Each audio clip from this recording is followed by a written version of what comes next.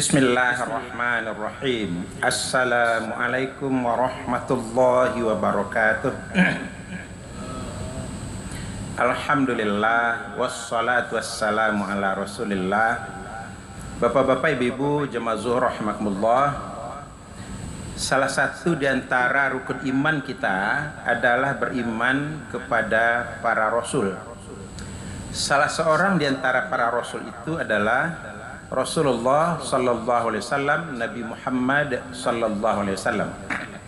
Bapak Ibu rahimakumullah, beriman kepada Nabi Muhammad itu maknanya ada dua. Satu, beriman kepada apa yang beliau bawa. Apa yang beliau bawa? Wahyu yang diturunkan dari Allah disampaikan kepada beliau oleh malaikat Jibril alaihissalam. Itu adalah Al-Quranul Karim. Itu satu makna beriman kepada Rasulullah. Kita terima pernyataan Nabi bahwa ini Al-Quran loh, dibawa oleh Jibril tadi. Setiap kali turun ayat begitu. Dan itu kita imani. Tidak boleh ada sumbing barang sedikit pun iman kita tentang hal itu. Yang kedua, beriman kepada Rasul itu artinya beriman kepada setiap apapun yang dinyatakan bersumber dari beliau dan itu bisa diuji validitasnya, tingkat kesahihannya. Maka setiap hadis beliau yang sahih menurut hasil penelitian para ahli di bidang itu, al-muhaddithun, ulama-ulama ahli hadis, wajib hukumnya bagi kita menerimanya. Tidak boleh dan haram kita menolaknya. Kenapa sampai haram menolak? Karena begitu banyak ayat Al-Quran yang mustahil kita amalkan tanpa kita berpegang kepada riwayat yang dinyatakan berasal dari beliau itu. Contoh, kita sebentar lagi akan menunaikan sholat fardu zuhur secara berjamaah. Pertanyaan, berapa jumlah rakaatnya? Jawabannya 4 rakaat. Pertanyaan, adakah kejelasan, adakah dalil dari Al-Quran bahwa zuhur itu jumlah rakaatnya ada 4? Dijamin tidak ada. Salat zuhur aja tidak bisa kita kerjakan kalau tidak beriman kepada hadis Nabi. Jadi adalah mustahil mengingkari hadis Nabi. Tidak bisa kita sholat, tidak bisa kita puasa Ramadan, tidak bisa kita berhaji dan berumrah, tidak tahu cara berzakat kalau tidak berpegang kepada hadis Nabi. Karena semua itu cuma ada dalam hadis. Al-Quran cukup berupa ayat, sekedar perintah saja. Faqimus shalah, inna sholata kanat alal mu'minina kitaban mawquta. Cuma begitu yang ada dalam Quran. Kalian tegakkanlah sholat. Sungguh sholat itu adalah suatu kewajiban yang dipikulkan kepada orang-orang beriman dan ditentukan waktu pelaksanaannya. Cuma itu. Tidak ada rokaatnya, tidak ada rukun syaratnya, tidak ada penjelasan tentang apa yang membatalkan sholat itu, tidak ada dalam hadis yang ada. Jadi sekali lagi, apapun ibadah yang kita kerjakan mustahil bisa kita kerjakan tanpa berpedoman kepada sunnah Nabi. Bapak Ibu rahimakumullah, sunnah Nabi itu ada 3. Satu, perbuatan beliau disebut dengan sunnah fi'liyah. Yang kedua, ucapan beliau atau perkataan beliau disebut dengan sunnah qauliyah. Dan ketiga, namanya sunnah taqririyah. Apa itu sunnah taqririyah? Sunnah yang berupa riwayat tentang Nabi melakukan pembiaran terhadap perbuatan sahabat beliau yang perbuatan itu dilakukan di hadapan beliau atau tidak di hadapan beliau tapi diberitahukan kepada beliau, lalu beliau melakukan pembiaran. Pembiaran itu bermakna ketetapan Nabi. Kalau saja perbuatan sahabat itu tidak direstui, pasti Nabi bereaksi menolaknya, melarangnya. Dengan diamnya Nabi, maka diam itu menandakan setuju perbuatan sahabat itu dilakukan. Nah, Sunnah-sunnah itu karena dia adalah sumber ajaran Islam kedua sesudah Al-Quran, oleh para ulama yang mumpuni ilmunya di bidang itu dilakukan seleksi yang amat sangat ketat. Bapak-bapak, ibu-ibu kalau mempelajari ulumul hadis dan takhrijul hadis, dipastikan bapak-bapak akan merasa heran. Kok begini ketatnya ketentuan dalam menyeleksi setiap sanad hadis? Tidak ada ilmu apapun di muka bumi ini yang ketatnya penyeleksian terhadap orang-orang yang menjadi transmitternya itu sehebat pada ilmu hadis. Tidak ada ilmu apapun. Coba ilmu sejarah. R.A. Kartini lahir 21 April. Pertanyaan, siapa yang menyatakan? Bisa tidak diterima kesaksiannya? Tidak sembarangan. Kalau dalam ulumul hadis tidak lewat itu. Ya harus dilihat dulu. Satu, dia siapa? Ayahnya siapa? Lahirnya di mana? Kapan? Belajar ilmu kemana? Guru-gurunya siapa? Muridnya siapa? Hasil karyanya apa saja? Diteliti itu. Lalu terakhir apa? Muruahnya, kepribadiannya. Kalau dia kencing berdiri, tolak hadisnya. Kalau dia makan permen sambil jalan, tolak hadisnya. Dia jadi imam, tidak mengomandokan makmum untuk meluruskan dan merapatkan saf, tolak hadisnya. Tidak sembarangan ada di sahih itu.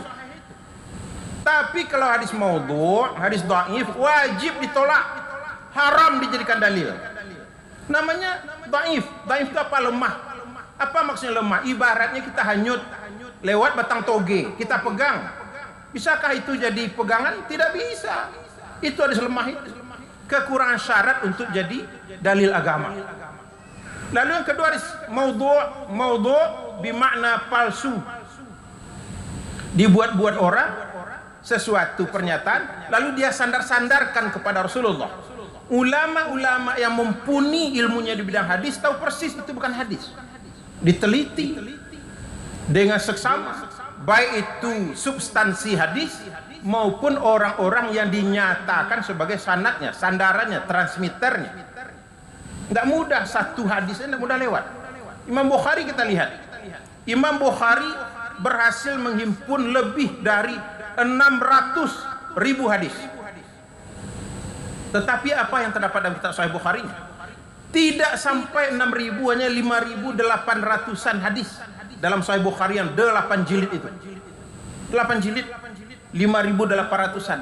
Padahal dia dapat berapa? 600.000. Artinya berapa? Lebih 99% dia campakkan hadis itu. Kenapa? Tidak memenuhi kualifikasi sahih. Gitu ketatnya Imam Bukhari. Ya, tapi kalau kemudian umat kita banyak yang tergiur dengan hadis dhaif, hadis maudhu', siapa yang kerjakan ini akan begini. Siapa memberitakan datangnya tanggal 1 Sya'ban akan terhalang dari neraka. Itu hadis palsu. Jadi harus selektif kita bertanya kepada ulama. Jangan menjadikan medsos itu sama perannya, fungsinya dengan ulama. Jangan. Sesat kita beragama nanti. Banyak isi medsos itu menyesatkan. Apalagi kalau sudah menyangkut akidah dan ibadah. Harus hati-hati kita. Kenapa? Kita akan bertanggung jawab di hadapan Allah nanti. Ini loh ya Allah dalil yang saya pakai. Ternyata itu hadis palsu. Kita sebarkan pula kepada 20 orang. Karena kita takut ancaman yang ada pada SMS itu. Siapa yang tidak memberitakan ini dalam 3 hari akan datang musibah kepadanya. Percaya pula itu. Terlalu rapuh itu cara beragama kita. Terlalu rentan itu. Tidak layak seorang muslim yang akidahnya sudah bagus seperti itu. Harus kita abaikan itu. Kita hapus berita seperti itu, bukan malah disiarkan, bukan malah disebarluaskan. Jadi hadis-hadis itu yang boleh oleh ulama kita perpegangi hadis sahih, serendah-rendahnya hadis hasan. Sahih itu artinya apa? Sudah diteliti oleh ulama, dapat diyakini dia betul-betul dari Nabi. Itu sahih. Kalau hasan, dapat diyakini oleh para ulama yang menelitinya bahwa itu hadis yang baik untuk jadi dalil. Itu hasan itu. Baik untuk jadi dalil. Tapi di bawah hasan tidak boleh jadi dalil.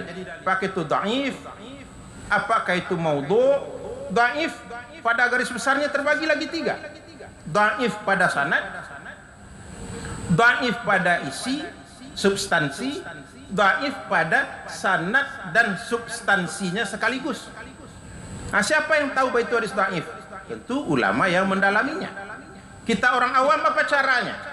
Caranya hindari membaca, meyakini kebenaran hadis-hadis yang terdapat dalam buku-buku yang oleh ulama hadis dikatakan itu banyak berisi hadis palsu. Contohnya apa? Ada buku judulnya Durratun Nasihin.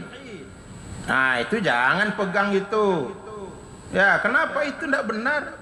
Majmu'us Syarif, buang itu. Tambihul Ghafilin, campakkan itu. Pegang hanya Sahih Bukhari, Sahih Muslim. Itu baru seorang muslim yang selektif dan korektif, tidak asal terima. Bukhari, Muslim. Bukhari aja 8 jilid. Mati kita belum selesai kita baca buku itu. Ngapain kita butuh hadis dhaif itu? Jadi Bapak hati-hati dengan hadis Nabi. Kita akan bertanggung jawab di hadapan Allah nanti. Jangan pegang buku-buku yang oleh ulama dikatakan apa? Tidak memenuhi kualifikasi sahih. Nah, itu antara lain tadi. Ada Tambihul Ghafilin, ada Majmu'us Syarif, ada Durratun Nasihin. Jangan pegang. Pegang cukup Sahih Bukhari 8 jilid, Sahih Muslim 4 jilid. Cukup itu. Ya, jadi bagi Imam Bukhari apa? Berpegang kepada hadis dhaif otomatis itu menghina hadis sahih. Kenapa? Hadis sahih sudah cukup bagi kita untuk mengatur seluruh lini kehidupan kita. Kita tidak butuh kepada keberadaan hadis dhaif. Sungguh pun hanya sekedar untuk mendorong beramal. Orang mukmin tidak perlu didorong-dorong dengan hadis dhaif. Kalau masih perlu hadis dhaif untuk mendorong, belum mukmin itu, baru muslim itu. Itu saya disampaikan dulu. Terima kasih, banyak maaf. Wassalamualaikum warahmatullahi wabarakatuh. Allahu akbar, Allahu akbar. Asyhadu an la ilaha illallah.